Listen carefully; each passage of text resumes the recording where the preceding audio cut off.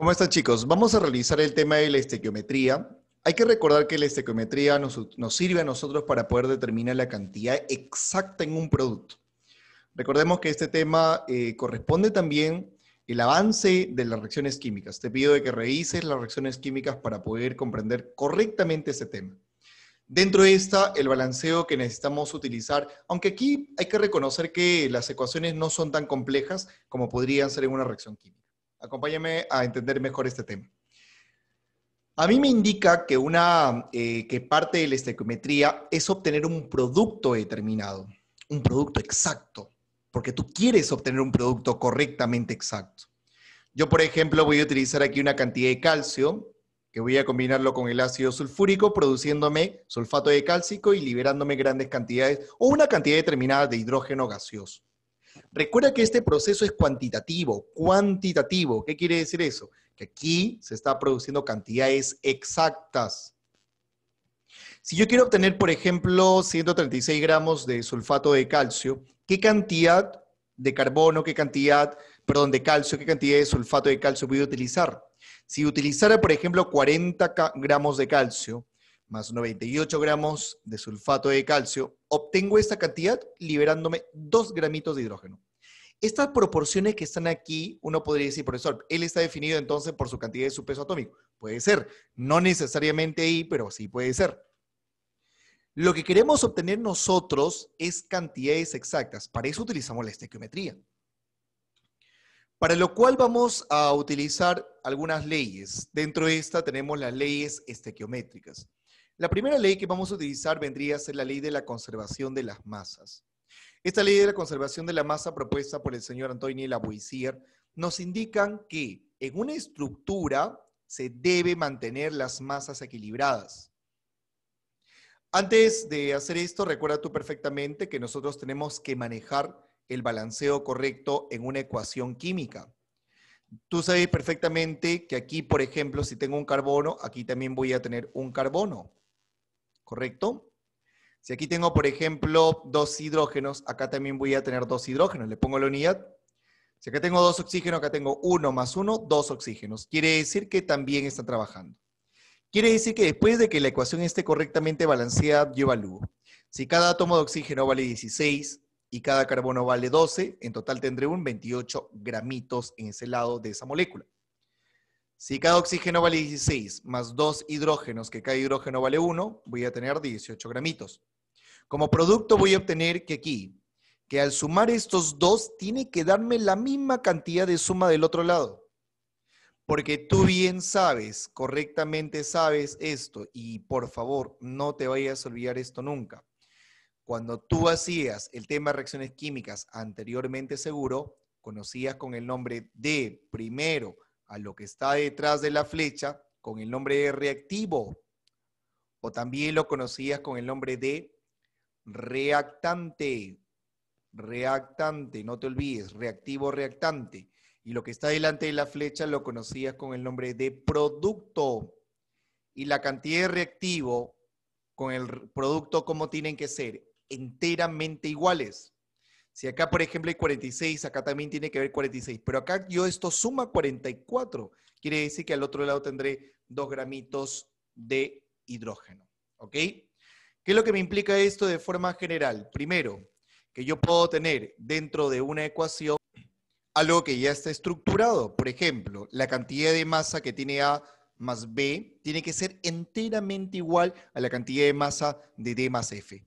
Eso quiere decir que la ecuación se plantea de esta manera. La masa de este reactivo y la masa del producto tiene que ser la misma. Un ejemplo que podríamos tomar aquí sería lo siguiente.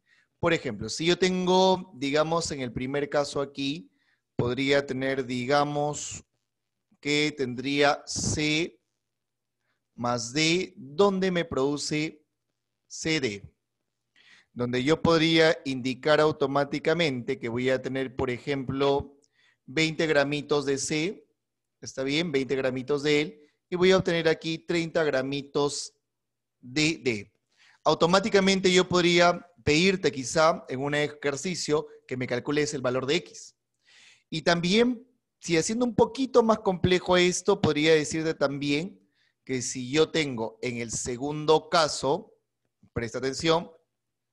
En el segundo caso, por ejemplo, podría tener E más 2 veces F, por ejemplo, produciéndome en este caso EF2. Digamos, un caso general, ¿ok?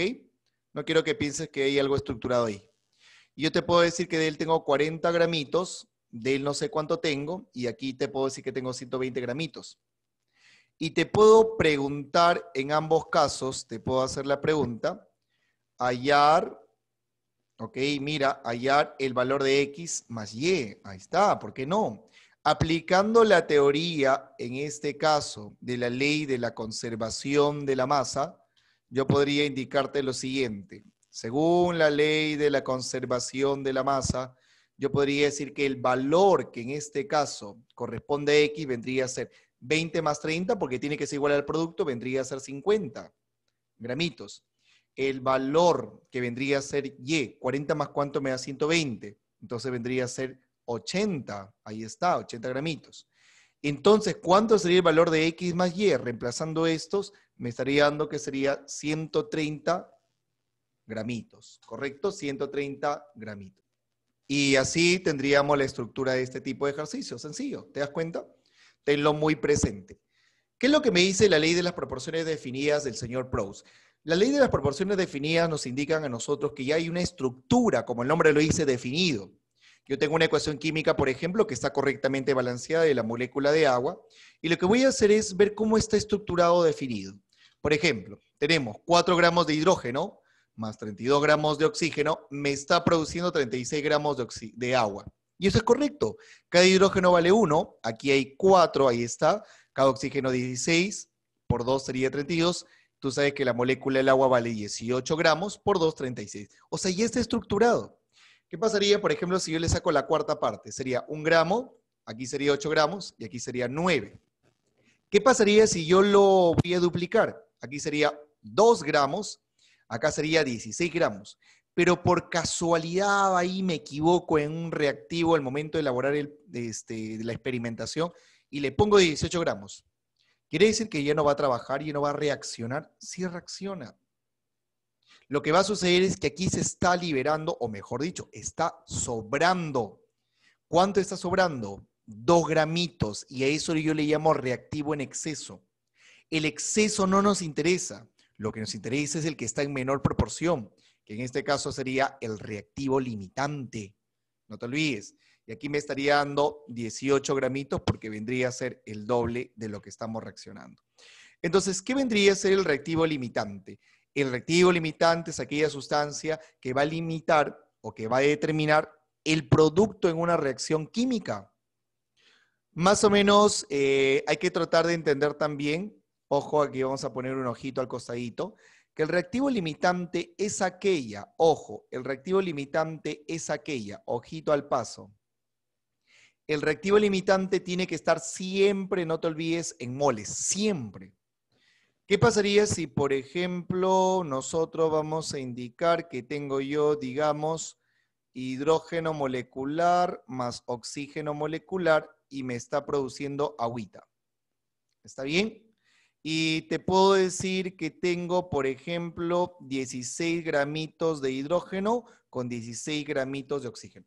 Y te voy a preguntar cuánto vale o quién es el valor, o quién es, perdón, el reactivo limitante.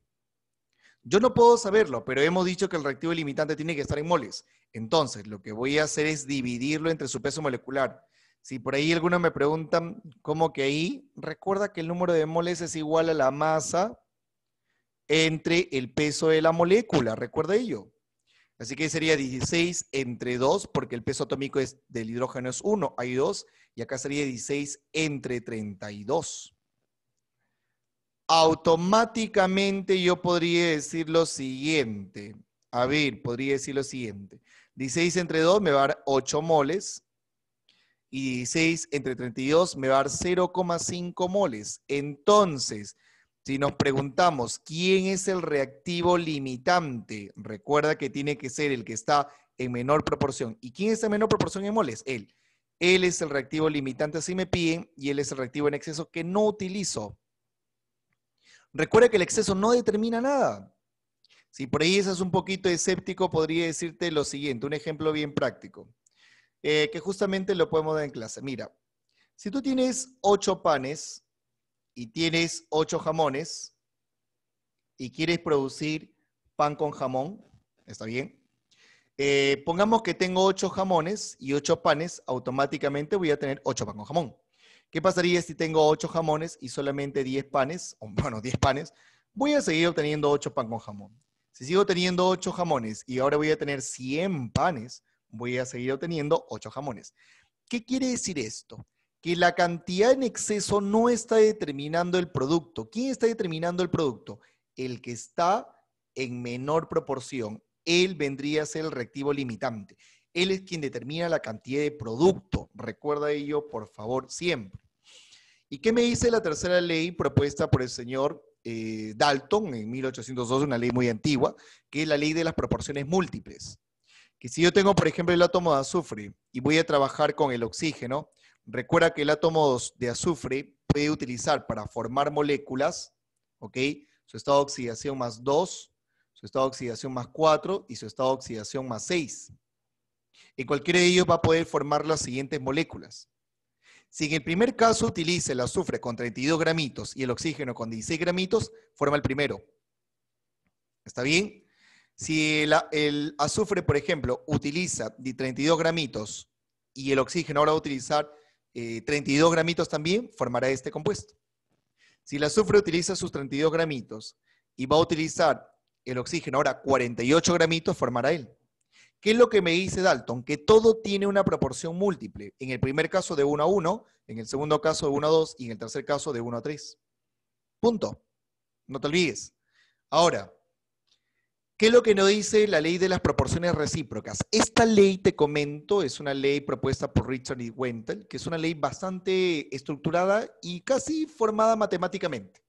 Tengo yo dos ecuaciones, recuerda que ambas tienen que estar correctamente balanceadas, y voy a ver que en el primer caso voy a utilizar 32 gramitos. En el segundo caso, el carbono va a utilizar 12 gramitos, son los pesos atómicos que tienen. Luego voy a ver que en el segundo caso el oxígeno va a trabajar con 32 gramitos. Si el oxígeno va a trabajar con estos 32 gramitos, el hidrógeno aquí va a trabajar con 4.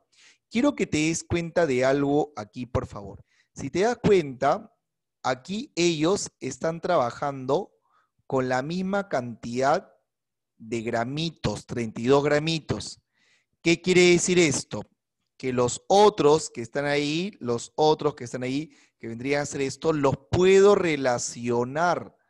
No te olvides, los puedo relacionar. Y si los voy a relacionar, podría utilizar yo, por ejemplo, el carbono combinado con 2 veces el hidrógeno para que me produzca gas metano. Y aquí me va a estar dando el carbono que trabaja con 12 gramitos y el hidrógeno que trabaja con 4 gramitos, para que me produzca a este gas metano, el cual va a trabajar exactamente con 16 gramitos. ¿Ok? Ahí está, los 16 gramitos. ¿Está bien? Listo. ¿Qué es lo que me dice la siguiente ley? Que debería ser 5 ahí. Ley volumétricas propuesta por el señor Gay-Lussac. Esta ley me dice que se da a condiciones de Avogadro, o sea, presión y temperatura constante. Cuando yo tengo una ecuación química, un dato muy importante que tenemos que darte vendría a ser el siguiente. Primero, que este numerito se le conoce como mol, o sea, una mol de él más 3 moles de él me está produciendo 2 moles de él. Pero también quiero decirte que ello también se le conoce, y no te olvides nunca, como litros. Quiere decir que un litro de él más 3 litros de él me está produciendo 2 litros de él. Punto. Si eso es correcto, nosotros tenemos que indicar lo siguiente. Primero, que un litro de él más 3 litros de él me está produciendo 2 litros de él. 2 litros de él, si yo lo duplico, aquí me estaría generando 6 litros de él y 4 litros de él. O sea, hay una proporción que también podríamos sacar definida. ¿Qué pasaría si yo lo triplico? Triplico 3 litros de él. Aquí debería haber 9. Y, oh sorpresa, le pongo 10. Como ya habíamos explicado anteriormente, ¿no reacciona? Sí reacciona. Aquí tendríamos el exceso. Como él está de 1 a 2, ¿ok? De 1 a 2, aquí podríamos decir que el exceso vendría a ser 1 litro de hidrógeno. Como él está de 1 a 2, acá sería de 3 al doble, así que sería 6 gramitos. No te olvides. Oh, perdón, aquí 6 litros. Una pequeña corrección ahí que tenemos que dar nosotros. 6 litros. ¿Ok? Borramos estos gramitos que están ahí que no tienen nada que ver. Debería ser 6 litros. ¿Está bien? Listo. Ahí está. Proporciones, o en este caso, ley volumétrica. Espero que haya quedado muy claro. Revisa el siguiente video para la parte de los ejercicios. Recuerda practicar las leyes propuestas que van a ser muy importantes.